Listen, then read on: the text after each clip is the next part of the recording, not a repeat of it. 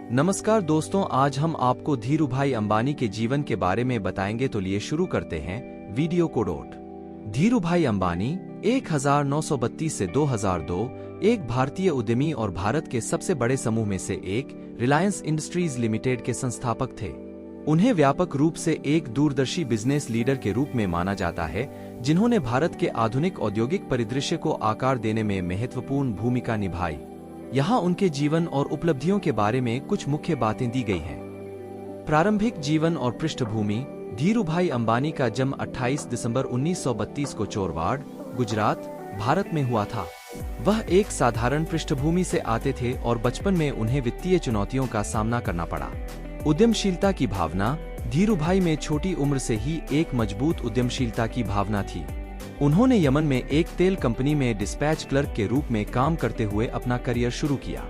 बाद में वह भारत लौट आए और कुछ व्यापारिक कंपनियों के लिए काम किया।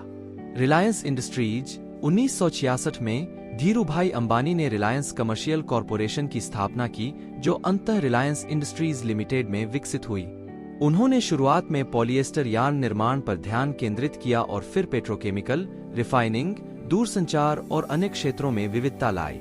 नवोन्मेषी व्यावसायिक पद्धतियां। धीरूभाई अपनी नवोन्मेषी व्यापारिक पद्धतियों के लिए जाने जाते थे, जिसमें शेयर बाजार से इक्विटी और डिबेंचर के अनूठे संयोजन के माध्यम से धन जुटाने की उनकी क्षमता भी शामिल थी।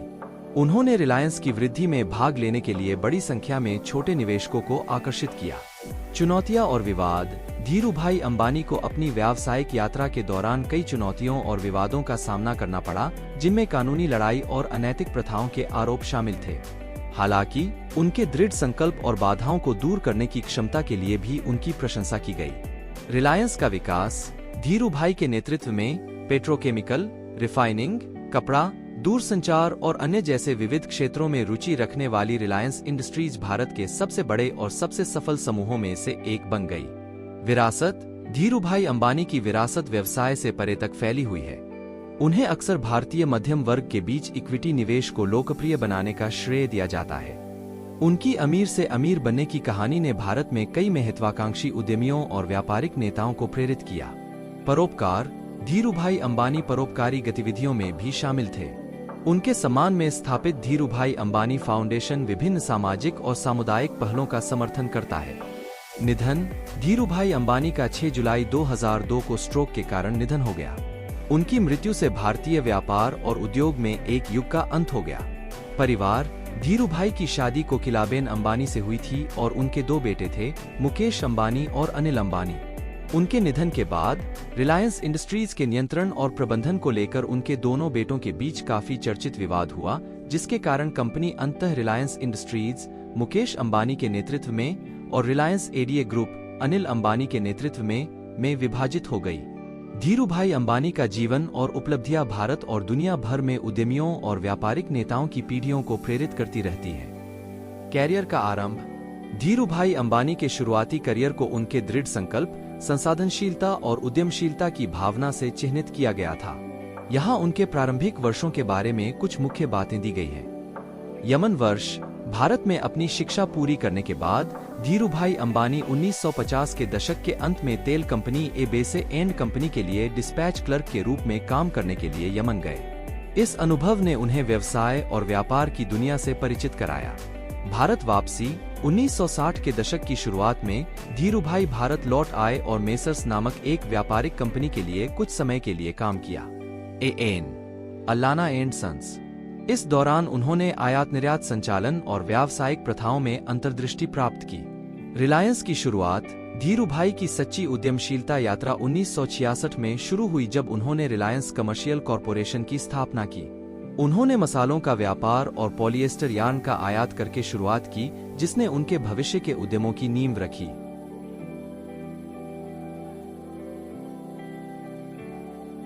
पॉलिएस्टर यार्न व्यवसाय। धीरूभाई की गहरी व्यावसायिक कौशल ने उन्हें भारत में उभरते पॉलिएस्टर यार्न बाजार की क्षमता को पहचानने के लिए प्रेरित किया। उन्होंने सस्ते धागे का आयात करने और इसे स्थानीय कपड़ा निर्माताओं को बेचने पर ध्यान केंद्रित किया, जिससे स्थापित खिलाड़ियों के प्रभुत्व वाले बाजार में बाधा उत्पन्न हुई। नवोन्मेषी फंडिंग। धीरूभाई की उल्लेखनीय उपलब्धियों में से एक नवोन्मेषी फंडिंग विधियों के माध्यम से पूंजी जुटाने की उनकी क्षमता थी।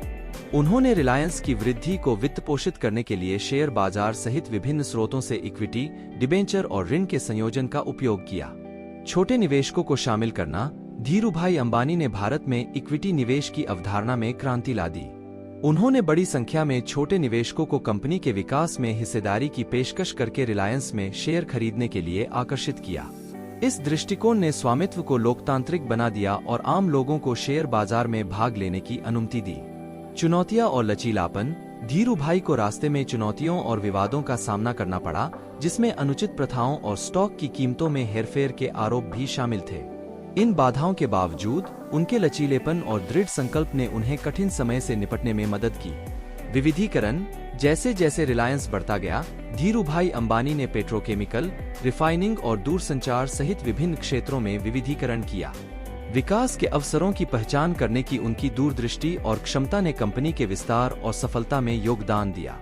विरासत। धीरूभाई के शुरुआती करियर ने एक प्रतिष्ठित उद्यमी के रूप में उनकी स्थायी विरासत की नींव रखी।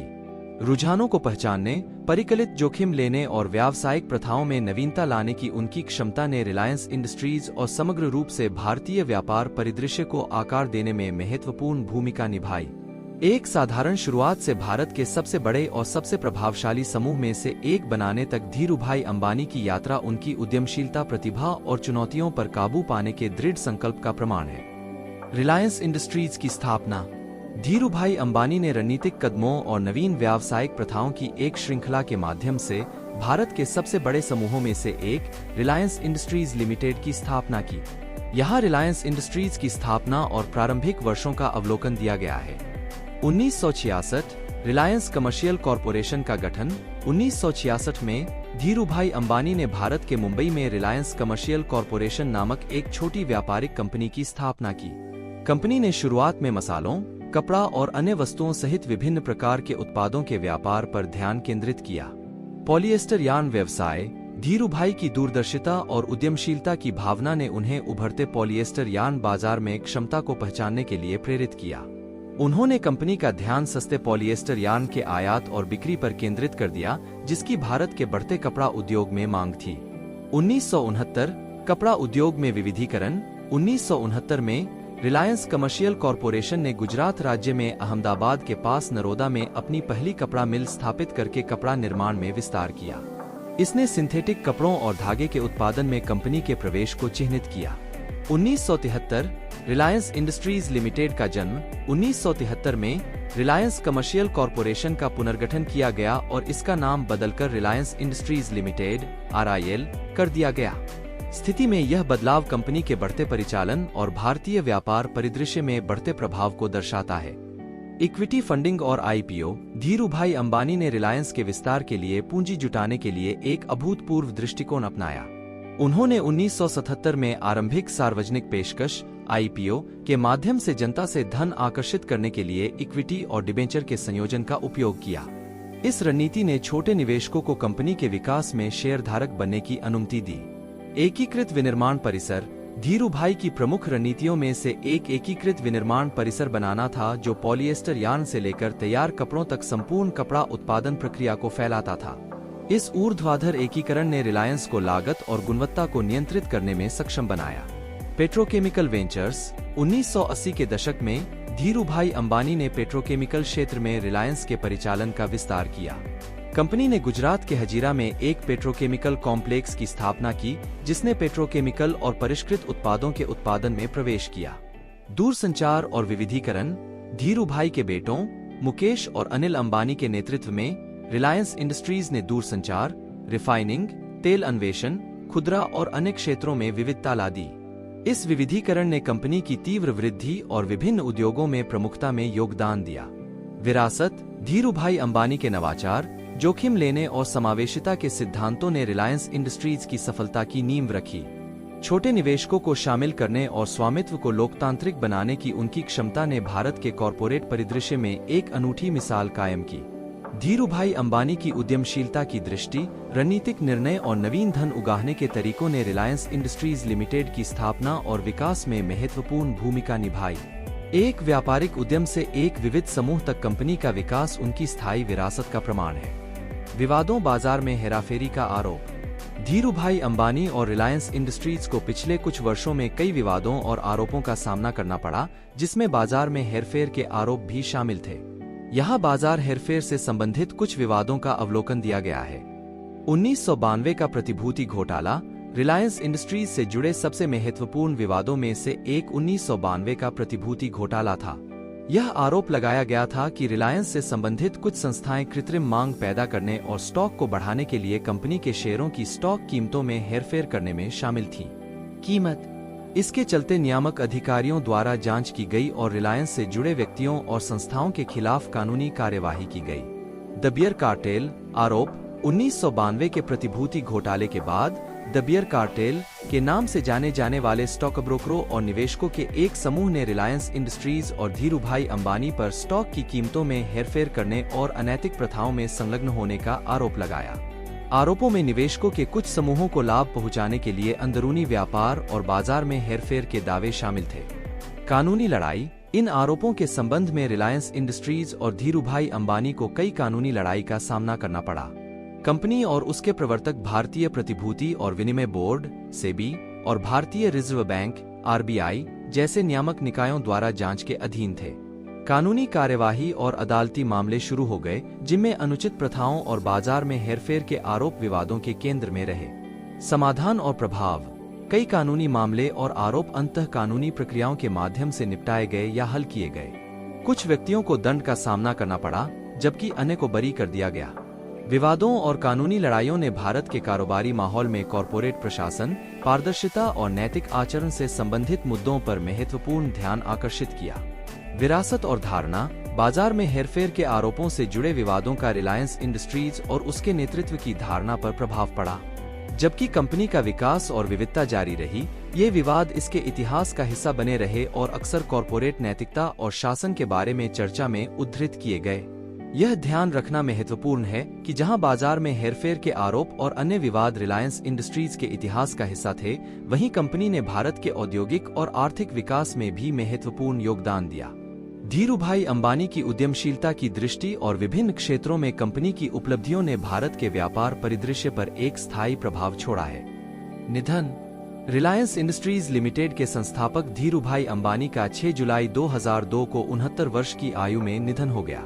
भारत के मुंबई के ब्रीच कैंडी अस्पताल में स्ट्रोक के कारण उनकी मृत्यु हो गई।